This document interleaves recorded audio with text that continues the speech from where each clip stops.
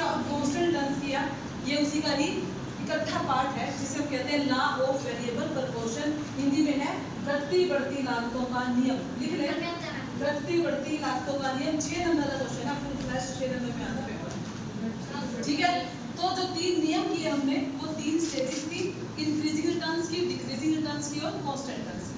ठीक है, लागतों का नियम, घटती बढ़ती लागतों का नियम, घटती बढ़ती लागतों का नियम या परिवर्तनशील लागतों का नियम, इसका नाम कहीं है इसके, परिवर्तनशील लागतों का नियम। तो जो उत्पादन की तीनों अवस्थाएं हैं, इन तीनों अवस्थाओं से हमें प्रोडक्शन की स्थिति के बारे में पता लगता है कि शुरू में जब, ध्यान से सुन लेना, शुरू में जब फिक्स फैक्टर और वेरिएबल फैक्टर का कॉम्बिनेशन लेकर के प्रोडक्शन की जाती है तो शुरू में जो टीपी है वो बढ़ती है, टीपी है वो बढ़ती है और उसकी जो रेट होती है वो क्या होती है, बढ़ती दर। यानी कि जो उत्पादन की फर्स्ट स्टेज है वहां पर शुरू में टीपी बढ़ेगी बढ़ती दर पर, सेकेंड अवस्था में आते ही टीपी बढ़ेगी लेकिन उसकी जो दर है वो घटनी शुरू हो जाएगी और तीसरी अवस्था में प्रोडक्शन बढ़ेगा, 12 से 12 यहाँ पे कांस्टेंट हो जाएगा। ठीक है ना, कांस्टेंट होगा और एमपी जो है वो 0 हो जाएगा। ठीक है, तो ये इन तीनों को मिला करके तुम्हारा लॉ ऑफ वेरिएबल प्रपोर्शन बनता है, जिसको फिगर में हम इस तरह से दिखाएंगे। ये हमारी, ये देखो एक्सिस है। ठीक है, ये हमने शुरू में लिया, ये आपका जो बैक इधर निकली हुई है ये क्या है, इंक्रीजिंग रिटर्न्स। पहले बताया था ना इंक्रीजिंग रिटर्न्स, और बैक एक्सिस की वाई एक्सिस की तरफ निकली हुई है तो वो है डिक्रीजिंग रिटर्न्स। तो अभी ये जो बैक है इसकी कितनी, ये देखो, ये जो है आपका, ये सारा है आपका फर्स्ट स्टेज यानी कि इंक्रीजिंग रिटर्न्स। इस स्टेज पे क्या हो रहा है, टीपी इंक्रीजिंग रेट पर बढ़ रही है और एमपी भी इंक्रीजिंग है, यानी कि यहाँ पर जो प्रॉफिट है वो बढ़ चढ़ के आ रहा है इस फर्स्ट स्टेज पर। ये इतनी जो है ये फर्स्ट स्टेज है। ठीक है, उसके बाद यहाँ पर एक पॉइंट आएगा जहां से ए लिखा है ना मैंने यहाँ पर, ये जो पॉइंट है ये पॉइंट इन्फ्लेक्शन का पॉइंट है, इन्फ्लेक्शन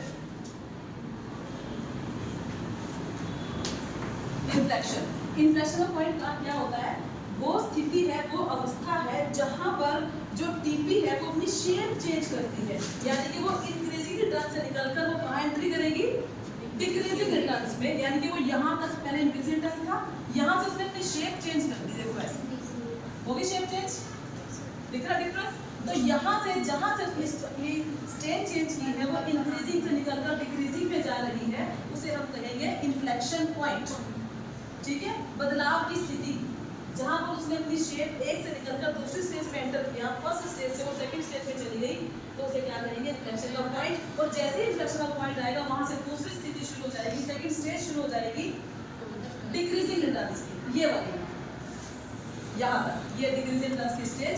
यानी कि 11 से 12 प्रोडक्शन बढ़ेगा लेकिन जो रेट है वो कम हो जाएगी, वो 2 से 1 पे आ जाएगा और ये यही वाली स्थिति है।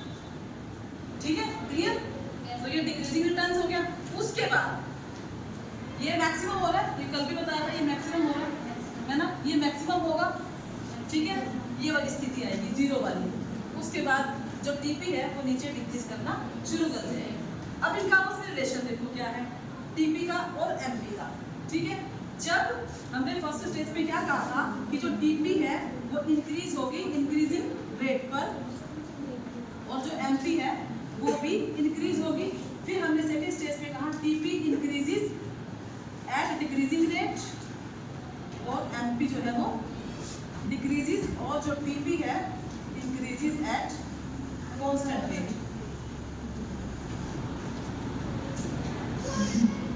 और जो एमपी है वो कांस्टेंट हो जाएगी। ठीक है, एमपी जो है वो कांस्टेंट हो जाएगी। अब देखो पहली स्टेज कहती है कि TP increases eight increasing rate, तो ये है पहली स्टेज, टीपी इंक्रीज हो रही है इंक्रीजिंग रेट पर। तो जब इंक्रीजिंग रेट है तो एमपी कैसी होगी, टीपी की रेट इंक्रीजिंग है तो एमपी कैसी होगी, इंक्रीजिंग होगी। तो ये देखो ये हमारी एमपी है, ये इंक्रीज हो रही है। ठीक है, ठीक है। अब देखो सेकंड स्थिति हमारी, TP increases eight decreasing rate, है ना, डिक्रीजिंग रेट और एमपी भी डिक्रीजिंग। तो ये हमारी दूसरी अवस्था देखो, यहाँ पर टीपी इंक्रीज हो रही है लेकिन डिक्रीजिंग रेट पर, और जब ये स्थिति है तो आप एमपी को देखो, ये एमपी ने डिक्रीज करना शुरू कर दिया। सेकेंड अवस्था आ गई। फिर तीसरी अवस्था देखो, TP increases at constant rate, पर ये मैक्सिमम है, उस समय ये 0 होगा ना, तो इसके बाद वाली जो स्थिति है वो तीसरी अवस्था बन जाएगी ना। तो यहाँ पर जो टीपी है वो कांस्टेंट हो गई है और यहाँ पर आकर 0 और एमपी नेगेटिव हो रहा है। तो ये जो बाद की स्थिति है ये हमारी थर्ड स्टेज, ठीक है। ठीक है, तो सिंपल सा क्या बनेगा, शुरू में अगर रिलेशनशिप आ जाता है या फ्लो आ जाता है तो एक्सप्लेनेशन में आप क्या लिखोगे कि जब टीपी इंक्रीजिंग रेट पर बढ़ता है तो एमपी भी बढ़ती है, ठीक है। फिर इन्फ्लेक्शन का पॉइंट आएगा जब वहां पर एमपी कांस्टेंट हो जाएगी, एमपी कांस्टेंट हो जाएगी, और जब एमपी कांस्टेंट टीपी कांस्टेंट होगी या मैक्सिमम होगी उस स्थिति में जो एमपी है वो 0 हो जाएगी, ठीक है, यहाँ पर 0। उसके बाद टीपी डिक्रीज होना शुरू हो जाएगी और एमपी जो है वो नेगेटिव स्थिति में चली जाएगी। तो ये पूरा तुम्हारा लॉ ऑफ वेरिएबल प्रोपोर्शन है जिसमें 3 स्थितियां हैं और 3 लो हैं। अब मुझे आप एक बात ये बताओ कि हमने तीनों स्थितियां कर ली, इंक्रीजिंग टर्म्स में क्या, डिक्रीजिंग क्या, कांस्टेंट में, तो क्या तुम में से कोई मुझे बता सकता है कि इसमें प्रोडक्शन की सबसे बेस्ट स्टेज कौन सी है? जो प्रोड्यूसर है वो कौन सी स्टेज पे रहना चाहेगा, इंक्रीजिंग में रहना चाहेगा, डिक्रीजिंग में, फर्स्ट स्टेज में, सेकंड में या थर्ड स्टेज में? कौन सी स्टेज उसके लिए सबसे ज्यादा बेनिफिशियल है? फर्स्ट वाले कितने हैं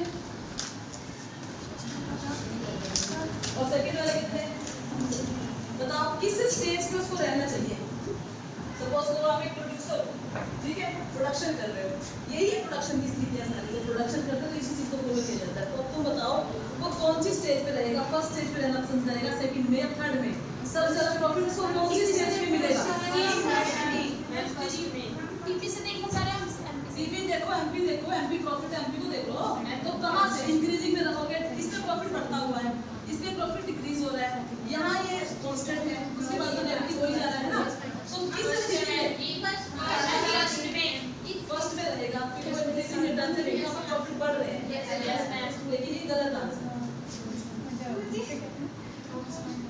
गलत आंसर है। सही आंसर है सेकंड स्टेज। तुम यही कहोगे कि डिक्रीजिंग रिटर्न है, लेकिन जो बेस्ट स्टेज है प्रोडक्शन के लिए वो सेकंड स्टेज है। क्यों? आप कह रहे हो फर्स्ट स्टेज क्योंकि तो प्रॉफिट बढ़ रहा है, क्यों? प्रॉफिट तो बढ़ रहा है, प्रॉफिट बढ़ रहा है, लेकिन प्रोडक्शन भी तो बढ़ रहा है, प्रोडक्शन भी तो बढ़ रहा है। प्रॉफिट बढ़ाने के चक्कर में प्रोडक्शन को बढ़ाएगा, बढ़ाता चला जाएगा। जैसे जैसे प्रोडक्शन बढ़ता जाएगा मार्केट में एक्सेस सप्लाई हो जाएगी, है ना। और जब किसी भी चीज की एक्सेस मार्केट में आ जाती है तो उस चीज का प्राइस डाउन हो जाता है। और हमेशा इकोनॉमिक्स में याद रखना, जब प्राइस डाउन होगा तो प्रॉफिट भी डाउन होगा। हाई प्राइस पे ही हमेशा हाई प्रॉफिट मिलेगा, ठीक है। तो इसलिए उसके लिए बेस्ट स्टेज कौन सी है? सेकंड है, क्योंकि वहां पर प्रोडक्शन कम हो रही है, टीपी की रेट घट रही है और एमपी घटती है। जब प्रोडक्शन घटेगा मार्केट में चीजों की शॉर्टेज होगी, प्राइस बढ़ेगा, प्रॉफिट बढ़ेगा। क्लियर हुआ? तो सेकंड स्टेज सबसे बेस्ट है क्योंकि वहां पर घटता प्रॉफिट है। प्रॉफिट को बढ़ाने के चक्कर में क्या करेगा? चीजों की प्रोडक्शन को कम करेगा, प्रोडक्शन कम होगी तो मार्केट में शॉर्टेज आएगी, शॉर्टेज होने से प्राइस बढ़ेगा, प्राइस बढ़ने से उसका प्रॉफिट बढ़ेगा। तो ये है हमारा law of variable proportion, 6 number का क्वेश्चन जो पेपर में आता ही आता है, ठीक है जी।